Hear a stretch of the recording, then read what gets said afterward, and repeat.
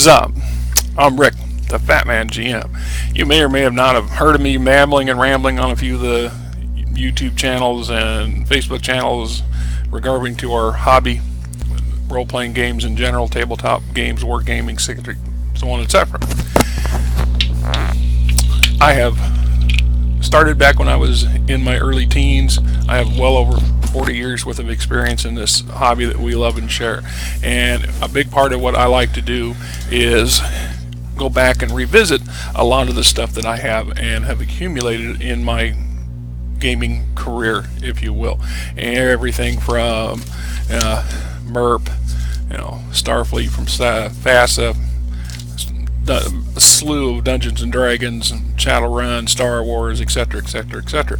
And I revisit these items individually, and hopefully to give some nostalgia for myself, to give you a little bit of an insight into some game system that you may or may not have heard of or may have not had the opportunity to play, and to remind those of us out there that do have them that these are quite viable and still entertaining today. So here we go.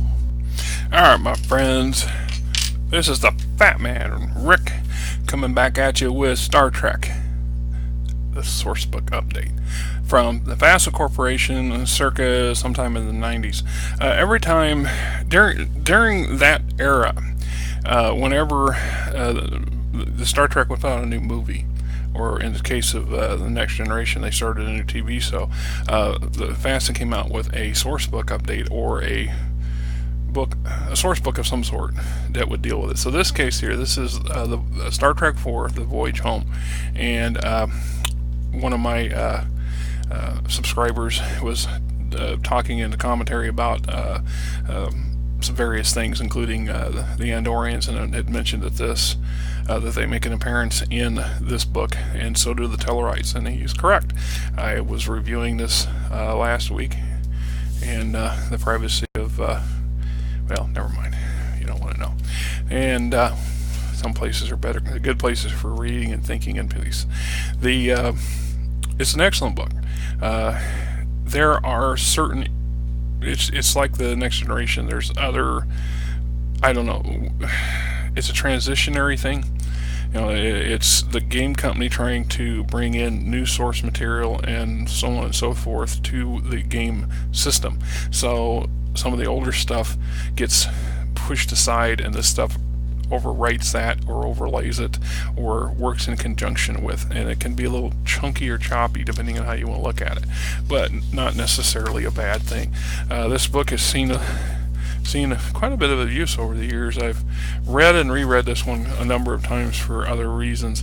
There was a couple short-lived attempts at writing a Star Trek novel that I did 15 years ago or so, and I was using some of this as reference material, and I still have that material, that would be rough draft, out in the garage in a box somewhere. I have not done anything with it, but you never know. Anyway, table of contents. And we've got the introduction, the State of the Federation. This, if you're familiar with the movie, the different things are going on. The Genesis situation is slowly being resolved, and now the certain adventurers are being punished, bringing up the politics of after Genesis, Klingon Empire, Orion colonies, Romulan Star Empire, scientific community, government reactions, the media, corporations. Discusses diplomatic immunity, planetary sovereignty, extradition, asylum and sanctuary planetaries. There's a reason why this stuff was prominent, because in the movie, after Star Trek III, I think it's the search for Spock. No, whatever. I should know it. The crew, Captain Kirk and his cohorts seek asylum on Vulcan, and after they bring Spock home, so he can be, I don't know, whatever it is that they were doing for him. I know what they're doing. I just not putting it in my brain at the moment. Anyway, ignorance is no excuse to the law, blah, blah, blah. And then we got some top secret information from Genesis. The fact that Captain Kirk, or Admiral Kirk, had put forward this program of what if potential computerized war games of what if the Klingons or the Romulans, or what if there was another major war, and it set off a bunch of issues because it got to be got leaked out or something in addition to the other issues. So operation history, the Organa factor, background, the Hawks position. The Hawks believe that instead of waiting for the Klingons to start an inevitable war, why not steal a march on the Klingons, give them their war now when the Federation can make the most of it. Federation technology is superior, will readily destroy many Klingon ships, and surprise will nullify the Klingon superiority in numbers, believing the pacifistic Federation to be a bunch of queen-sized wimps. The Klingons will never know what hit them. And then we got the Dove's position. The existence of plans for Operation Armageddon alarms and shocks many in the Federation. Although the Federation has expanded rapidly in a short history, fought against two empires to secure its borders, it has never fought a war purely for conquest and expansion. To do so, or even to plan on such an operation, denies the value of 150 years of policy of peace and threatens to revert to a barbaric past. So we got dealing with space dock security flaws.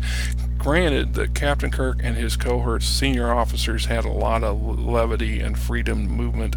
They had access to stuff, allowed them to allowed Scotty to get on board the Excelsior to sabotage it, allows Uhura to get a hold of the transporter room to transport everybody to the Enterprise, and allows for them to escape space dock altogether, and to plan that some of your senior, most trusted heroes of the Federation would do such a thing, taking advantage. It kind of puts I don't think the space dock's security issues were as bad as they wanted to let on.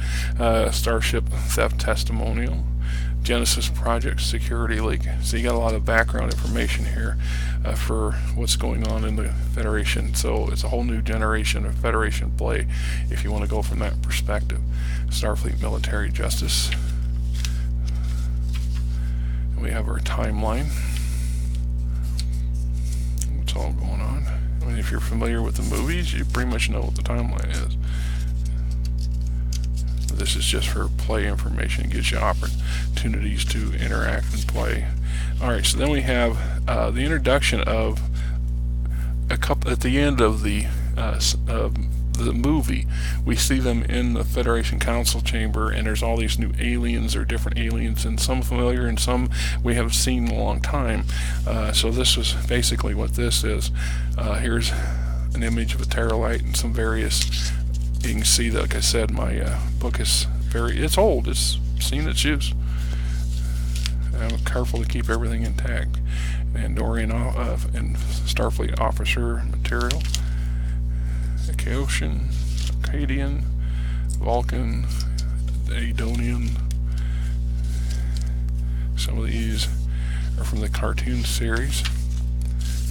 And there's certain references that pop up in some people's opinions. Oh, that Starfleet isn't militarized. They don't have, one of the things that the Enterprise, this TV series, I liked was because they had makeup. They had a Marine complement on board. They had what makes sense to me to have.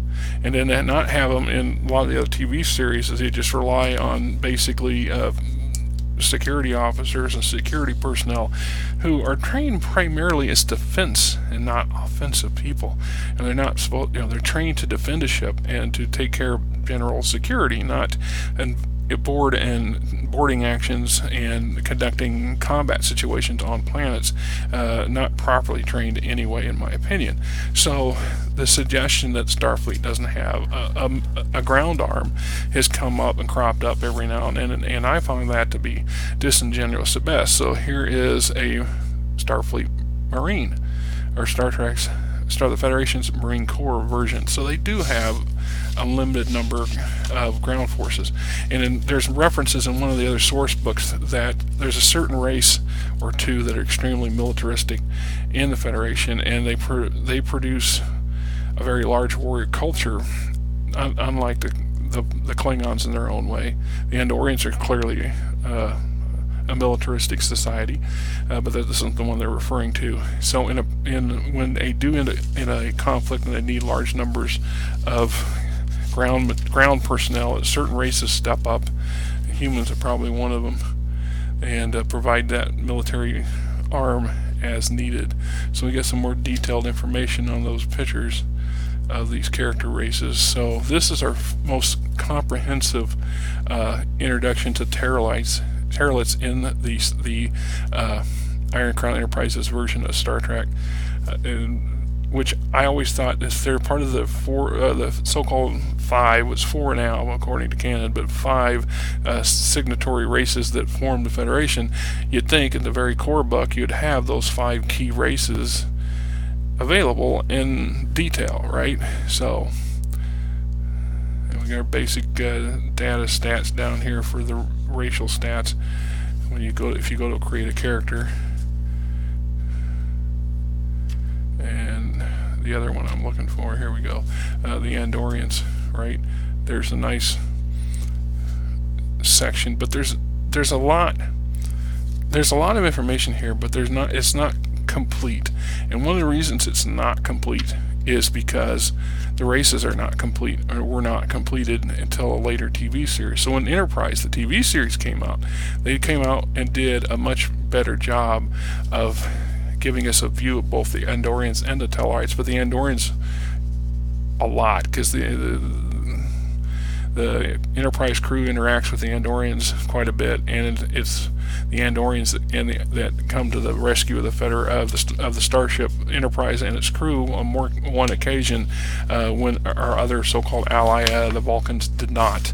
And this set the ground for mutual, if not mutual admiration, mutual understanding between the Andorians and the humans, which is allowed because the Andorians have had a beef with the Vulcans for a long time, and they don't discuss that overly well in here either. But there you have it, Star Trek IV, The Voyage Home.